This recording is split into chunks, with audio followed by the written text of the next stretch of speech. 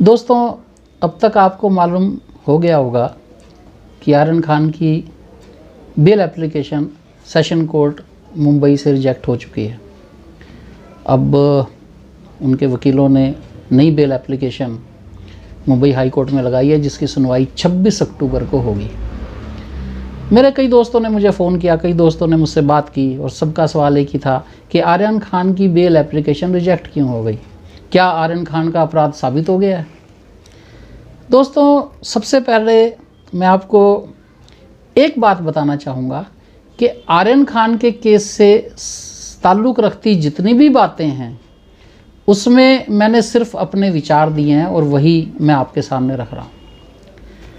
चलिए आते हैं आर्यन खान के केस पे। उससे पहले एक छोटी सी बात और कर दूं, जिन लोगों ने मेरा चैनल सब्सक्राइब किया है और आप लोग भी करेंगे, जिन लोगों ने नहीं किया वो दाईं तरफ बेल आइकॉन को भी पुश कर दें ताकि आने वाली मेरी वीडियोस की नोटिफिकेशन आपको मिलती रहें। उसके लिए मैं आपका शुक्रगुजार रहूँगा। आर्यन खान के केस के बारे में बताऊँ, आर्यन खान की बेल एप्लीकेशन को रिजेक्ट करते वक्त सेशन कोर्ट ने 3 कारण दिए हैं। अपने रिजेक्शन ऑर्डर के अंदर उन्होंने क्या लिखा है कि 3 वजह हैं जिसकी वजह से एप्लीकेशन कैंसिल की जा रही है। पहला तो ये कॉन्शियस पोजेशन में आर्यन खान पाया गया ड्रग्स के। अब ये कॉन्शियस पोजेशन क्या होता है जरा मुझे आपको समझाना पड़ेगा। एक तो पोजेशन होता है, आपकी जेब के अंदर कोई चीज़ मिल गई, मैंने आपकी तलाशी ली, उसके अंदर से मुझे रिकवरी हो गई, तो वो तो पोजेशन सीधा हो गया। एक कॉन्शियस पोजेशन क्या है? अगर आप मेरे साथ हैं और वो चीज़ आपके कब्ज़े में और मुझे मालूम है कि आपके कब्ज़े में है, तो ड्रग्स के मामले के अंदर एनडीपीएस एक्ट ये कहता है कि अगर मुझे मालूम है कि मेरे साथी के पास ड्रग्स हैं और पकड़ा मैं जाता हूँ तो मैं भी कॉन्शियस पोजेशन के चार्ज में आता हूँ। दैट मीन्स मैंने भी जुर्म किया है। अब कॉन्शियस पोजेशन था या नहीं था, again it's a matter of evidence. ये साबित होगा कि आर्यन खान को ये पता था। अब ये कैसे था ये भी मैं थोड़ा सा आपको बताता चलूँ। 3 लोग पकड़े गए थे, आर्यन खान और दूसरा एक लड़का जो कि उसका दोस्त बताया जा रहा है और तीसरी एक लड़की जो कि उसकी दोस्त बताई जा रही है। लेकिन वो जो लड़की थी वो 2 और लड़कों के साथ एक अलग कमरे में पाई गई थी। और जो ये मामला मिला है, जो ड्रग्स मिली है, मैं वही बता देता हूँ क्या थी। दोस्त के जूते से 6 ग्राम चरस मिली और जहाँ तक उस लड़की का सवाल है, जिस कमरे में लड़की थी जहाँ पे वो 2 लड़के भी थे, उसके फर्श के ऊपर से 5 ग्राम हशीश मिली। आर्यन खान के कब्ज़े से कुछ नहीं मिला। ये ऑर्डर के अंदर लिखा है, जो सेशन जज साहब है उन्होंने अपने ऑर्डर के अंदर लिखा हुआ है कि आर्यन खान के कब्ज़े से कुछ बरामदगी नहीं हुई। और ये जो बरामदगी की रिपोर्ट होती है इसे बोलते हैं पंचनामा। ये पंचनामा 2 तारीख को किया गया था उस क्रूज शिप के बाहर। और उस पंचनामे पे जब भी पंचनामा किया जाता है तो 2 इंडिपेंडेंट विटनेस भी लिए जाते हैं। अभी आजकल आपने ये खबर भी सुन रही होगी कि उनमें से एक इंडिपेंडेंट विटनेस ने, जिसने उस पर साइन किए थे, उसने ये बोला है कि नहीं जनाब, मैंने ये मर्जी से साइन नहीं किए, मुझसे ज़बरदस्ती साइन दिए गए और मुझे तो पता भी नहीं था पंचनामे में क्या है क्या नहीं है। जिसको वो लोग डिनाइड कर रहे हैं एनसीबी वाले, वो एक अलग मसला है। तो पहला क्या? कॉन्शियस पोजेशन, जिसकी वजह से आर्यन खान की बेल एप्लीकेशन रिजेक्ट की गई। दूसरा वही व्हाट्सएप चैट्स, मोबाइल इनका एनसीबी के कब्ज़े में, उसके अंदर व्हाट्सएप चैट्स पाई गई। व्हाट्सएप चैट्स के अंदर ये पाया गया कि आर्यन खान का ड्रग्स का धंधा करने वाले बड़े बड़े लोगों के साथ आर्यन खान के ताल्लुक़ हो सकते हैं। मतलब जो आरोपों के हिसाब से दरअसल क्या होता है कि इस वक्त ये देखा जा रहा है आरोप कितने गंभीर हैं और उन आरोपों को साबित करने के लिए इनिशियली एविडेंस, जो प्रिलिमिनरी एविडेंसेस हैं, वो एनसीबी क्या लेके आई है कोर्ट के सामने। तो उसके मुताबिक, व्हाट्सएप चैट्स के मुताबिक, इनके आर्यन खान के ताल्लुक़ हो सकता है बड़े बड़े ड्रग्स का धंधा करने वाले से हो। यहाँ पे एक चीज़ छोटी सी मैं बताऊँ आपको, कुछ मसले, कुछ खबर बन जाती हैं, कुछ खबरें होती हैं। जो खबरें होती हैं, मैं खबर आपको बताऊँ, इससे आर्यन खान के अरेस्ट होने से थोड़े ही दिन पहले 3000 किलो ड्रग्स मुंबई के एक पोर्ट से बरामद की गई, जब्त की गई एनसीबी ने। अब उसमें कितने लोग अरेस्ट हुए, कौन कौन शामिल थे, कहाँ कहाँ वो मसला जा रहा है, उस बारे में एक छोटी सी कटिंग अखबार के अंदर आ गई, छोटे से 2 शब्दों के अंदर बता दिया गया। लेकिन कहीं भी उसका ये वर्णन नहीं आ रहा कितने लोग पकड़े गए हैं, कितने लोग शामिल हैं। लेकिन आर्यन खान, जिसके पोजेशन से कुछ नहीं मिल रहा, जिसको कॉन्शियस पोजेशन में माना गया, जिसके दोस्त के पास से 5 ग्राम उसकी वो फ़र्श के ऊपर से 6 ग्राम। अब जनाब आर्यन खान खबर ये हो गई है। अब मैं आपको थोड़ा सा आगे चलता हूँ कि तीसरा पॉइंट क्या था जिसके बेस पे सेशन कोर्ट ने ये बेल एप्लीकेशन रिजेक्ट की। तीसरे में कहा गया कि साहब ये इन्फ्लुएंसर है। अब इन्फ्लुएंसर क्या होता है जनाब? इन्फ्लुएंसर किस चीज़ का इन्फ्लुएंस क्रिएट किया गया आर्यन खान की तरफ से? अब एक गरीब आदमी है, एक अमीर आदमी है। गरीब आदमी फंसता है तो नेचुरली कोई ऐसे एडवोकेट साहब को लेके आएगा जो बेचारे 1000-2000 इतनी फीस वो मैं कर सकें उसका काम। नहीं तो सरकार से रिक्वेस्ट करेगा जनाब कोई फ्री वाले एडवोकेट दीजिए मुझे, मेरे पास पैसे तो है ही नहीं। लेकिन एक आदमी जिसके जो फाइनेंशियली साउंड है, जिसके पास पैसे हैं, तो इट्स क्वाइट नेचुरल वो महंगे वकील, महंगी फीस वाले या ऐसे वकील जो कि बहुत अच्छी प्रैक्टिस रखते हैं अपनी, जिनका बहुत अच्छा गुडविल ऑलरेडी है, नेचुरली वो उन्हीं वकीलों को लेके आएंगे। अब दोस्तों यहाँ मैं आपको एक बात और बताता चलूँ कि एनसीबी ने सेशन कोर्ट में वो क्या प्रिलिमिनरी एविडेंस रखा था जिसके आधार पर सेशन कोर्ट ने ये माना कि आर्यन खान कॉन्शियस पोजेशन में था।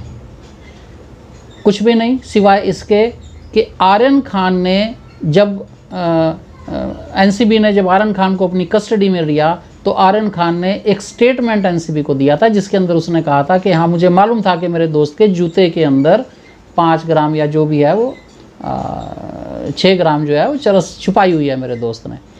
अब बात यहाँ निकल के ये आती है कि अगर ये कॉन्शियस पोजेशन माना गया तो क्या हम इस बात को मान के चलें कि आर्यन खान का दिया गया स्टेटमेंट एक सच्चा स्टेटमेंट है? जैसे मैंने आपको पहले बताया था, स्टेटमेंट तो कस्टडी में दिया गया, कस्टडी में आप कुछ भी बुला लीजिए आर्यन खान से, तो क्या इसको आधार मान के कॉन्शियस पोजेशन में जाना और बेल रिजेक्ट करना सही है? मैं आपके विचार इस पॉइंट पे जानना चाहूँगा। अब इसमें एक चीज़ रह गई जो कि मैं आपको बताना चाह रहा था। एनडीपीएस एक्ट के अंदर एक सेक्शन 64B है। 64B क्या कहता है साहब? वो कमर्शियल क्वांटिटी और कंज्यूमेबल क्वांटिटी, जो कंजम्पशन के लिए क्वांटिटी होती है, स्मॉल क्वांटिटी, इन दोनों को डिफरेंशिएट करता है, इन दोनों में फ़र्क देता है कि अगर क्वांटिटी इतनी नहीं है कि उसको कमर्शियल माना जाए, मींस बड़ी क्वांटिटी, जैसे कि अभी 1 किलो, 2 किलो, आधा किलो, 500 किलो, तो बड़ी क्वांटिटी होगी, कमर्शियल क्वांटिटी हुई।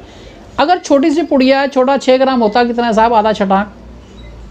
अब उसको क्या कमर्शियल क्वांटिटी माना जाता है? 64 में लिखा गया 64B सेक्शन के अंदर कि अगर वो कमर्शियल क्वांटिटी नहीं पाई जाती है तो छोटी क्वांटिटी जो जिसे कंज्यूम किया जाता है, जो एक पर्सनल यूज़ के लिए है, उसके आधार पर आप प्रोसिक्यूशन नहीं करेंगे।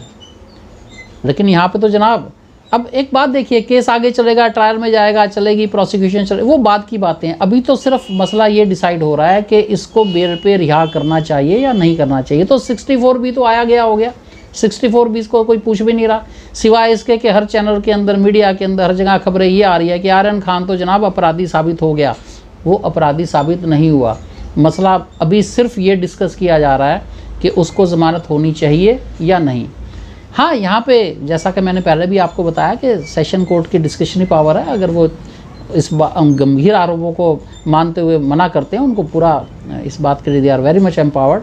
और उसके लिए हमें कम से कम ये नहीं करना चाहिए कि इसका लिंक किसी राजनीतिक पार्टी से जोड़ा जाए, जो कि मेरे हिसाब से गलत है।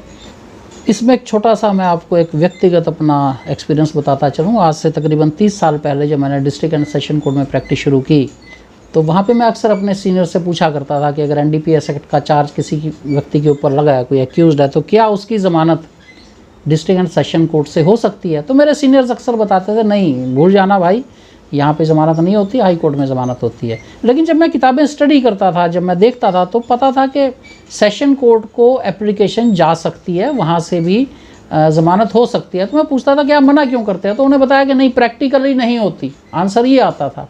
अब आप लोग भी देख रहे हैं, मैं भी देख रहा हूँ कि प्रैक्टिकली वाकई में। मैं आपको छोटा सा एक एग्जांपल देता हूँ। अभी पिछले दिनों रिया चक्रवर्ती का केस आया हुआ था, आपने बड़ा सुना होगा, अखबारों में ही पढ़ा होगा, उसका बड़ा चर्चा हुई सुशांत सिंह की डेथ से रिलेटेड। उसके अंदर भी जब तक रिया चक्रवर्ती को हाई कोर्ट ने ज़मानत नहीं दी, तब तक, जब तक मामला सेशन कोर्ट में रहा, वहाँ से रिजेक्ट हुआ, उससे निचली कोर्ट से, तब तक मामला जो था ऐसा चल रहा था कि जैसे रिया चक्रवर्ती तो अपराधी साबित हो गई, रिया चक्रवर्ती को तो सीधा सजा ही होनी है। ऐसा कुछ नहीं है। अभी भी आर्यन खान अपराधी साबित नहीं हुआ है, वो ट्रायल चलेगा, आगे चल के तब पता चलेगा उसने जुर्म किया था नहीं किया था। अभी तो सिर्फ ये मसला डिस्कस हो रहा है कि आर्यन खान को ज़मानत मिलनी चाहिए या नहीं मिलनी चाहिए। अब इसके अंदर मैं आपको एक दो छोटे मोटे फैक्ट्स और बता दूं, एक दो छोटी मोटी खबरें और बता दूं कि अभी आज तारीख है 25 जिस वक्त मैं रिकॉर्ड कर रहा हूं, आज की एक अच्छी खबर भी आपको बताता चलूं। Social justice and empower ministry ने ये सजेस्ट किया है कि जो एग्जिस्टिंग वर्ड है एडिक्ट NDPS एक्ट के अंदर, उसको रिमूव किया जाए and treat users with small quantity of drugs as victims not culprits।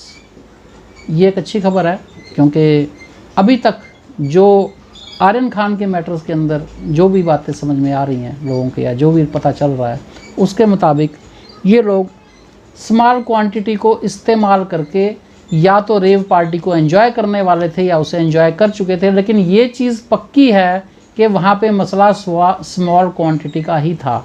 सो इनको विक्टिम्स की नज़र से देखा जाए, ना कि कल्प्रिट्स की नज़र से। और जो कि मैंने पिछली अपनी वीडियो में आपसे रिक्वेस्ट की थी वो इस बार करना चाहूँगा कि आर्यन खान से आप नफ़रत ना करें, आप नशीली दवाओं के सेवन से, नशीली दवाओं से नफ़रत करें। Thank you.